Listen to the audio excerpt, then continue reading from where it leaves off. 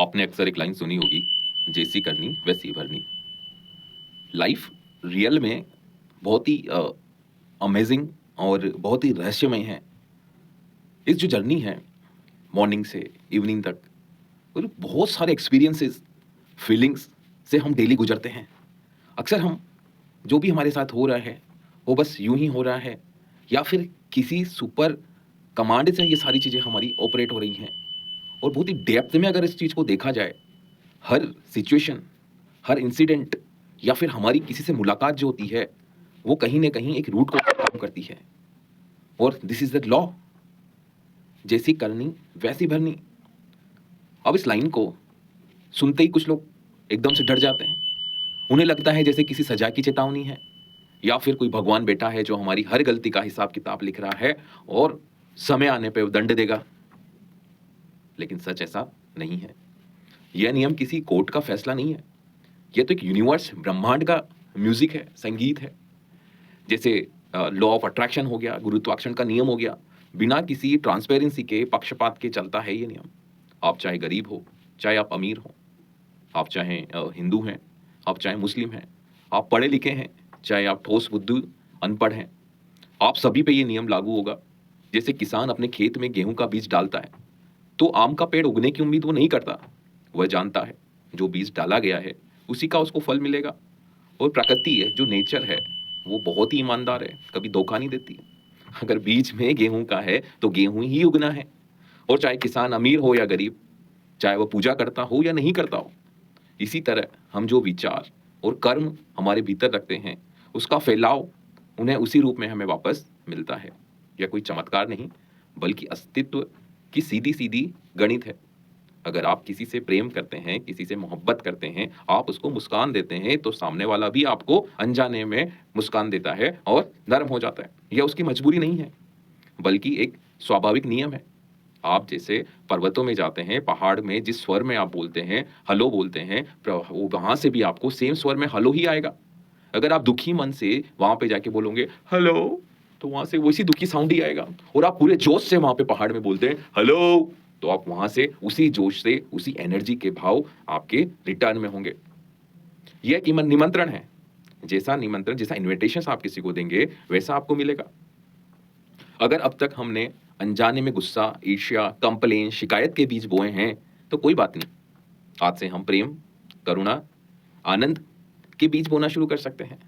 यह नियम हमें कैद नहीं करता, बल्कि हमें आज़ादी देता है। आज का चुनाव कल को बदल सकता है। तो इसी सीक्रेट को अपने भीतर आपको महसूस करना है। अपनी थॉट्स को देखना है, अपने वर्ड्स को सुनना है, अपने वर्क को आपको आइडेंटिफाई करना है। यही आपकी रियलिटी सजगता का पहला कदम है। जब तुम इस नियम को समझ लेते हो, तो जीवन डर नहीं बल्कि एक फेस्टिवल बन जाता है। क्योंकि तुम्हें पता होता है जो बोओगे वही निकलेगा। जीवन में सबसे गहरा और अटल ट्रुथ यही है, कारण और उसका परिणाम।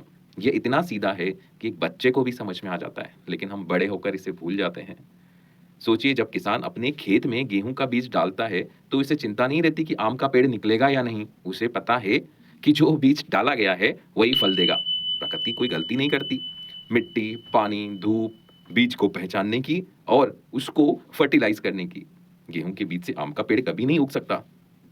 यही सादगी जीवन के हर जगह पे आपको लागू करनी है। हम अक्सर अपने जीवन में दुख, तनाव, स्ट्रेस, इनसिक्योरिटी, कंप्लेंट्स करते हैं, लेकिन यह नहीं देखते कि हमने कौन सी बीज बोए हैं।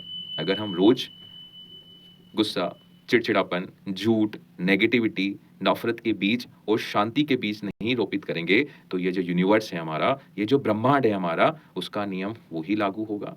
जैसा आप इसको देंगे, वैसा ही आपको रिटर्न में मिलेगा। ये कोई भगवान का दंड नहीं है और नहीं कोई धार्मिक सजा है। यह तो बिल्कुल वैसा है जैसे 2 और 2 4 होते हैं। ये एक मैथ का नियम है, सटीक नियम है मैथ का, गणित का। आप किसी से बार-बार कठोर शब्दों में बात करेंगे, तो आप उम्मीद नहीं कर सकते कि वह आपको प्रेम और सम्मान देगा। आपके शब्द ही आपके रिश्तों का माहौल बनाते हैं दोस्तों। अगर आप अपने काम में आलस करते हैं, लापरवाही बोते हैं, तो सफलता का जो पेड़ है, वो कैसे खिलेगा? है ना? यह सब एक डार्क वेब में होता है। हर दिन जो आप बोलते हैं, जो आप करते हैं, और ये सब जो कारण उसके पीछे छुपे हुए हैं, उनके परिणाम उतने ही सटीक, होते हैं जितना सूरज का उगने का नियम होता है। सूरज कभी अमीर, गरीब में फ़र्क नहीं करता। बारिश कभी जाति, धर्म देखकर नहीं होती। वैसे ही कारण और उसके जो रिज़ल्ट्स के जो नियम हैं, है ना? वो किसी की प्रार्थना और किसी के पैसे वाला देखकर, किसी का चमक-दमक देखकर अगर सही बोले तो फल मिलेगा। अगर बीज गलत है तो काँटे आएँगे। आप मंदिर जाएँ या ना जाएँ, यह नियम वैसे ही काम करता है जैसे ध्यान रहे कर्म का फल भाग्य का खेल नहीं बल्कि हमारे अपने सिलेक्शन, हमारे चुनावों का प्रतिफल है। हमने क्या सेलेक्ट किया और याद रखो यह नियम डराने के लिए बिल्कुल नहीं है बल्कि हमें सावधान करने के लिए है। यह हमें सिखाता है हम अपने जीवन के निर्माता हैं। अनजाने में जो बीज हमने गलत बोए हैं, आज हम नए कारण बना सकते हैं, आज का एक नया जीवन बना सकते हैं और आज का एक सच्चा कर्मफल पूरी दिशा हमारी बदल सकता है। यही नियम की इसकी खूबसूरती है।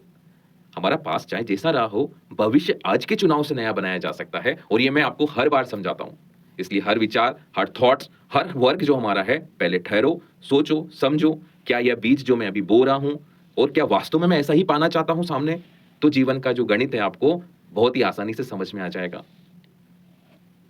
सिर्फ एक ही साउंड रिफ्लेक्ट होगा, जैसा साउंड आप निकालेंगे अपने मुँह से, वैसा ही साउंड आपको यूनिवर्स से, ब्रह्मांड से मिलेगा लौट के।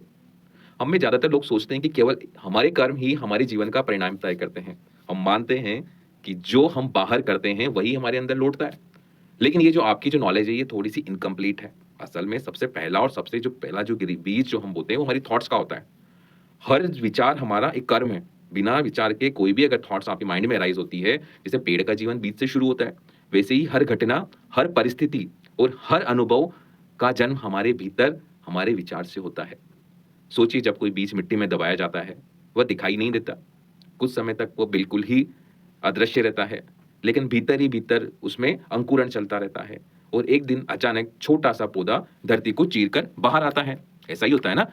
और हम कहते हैं कि देखो पौधा उग आया है, पर वास्तव में पौधा तो उसी दिन उगना शुरू हो गया था, जिस दिन आपने बीज डाला था, जब आपने बीज बोया था।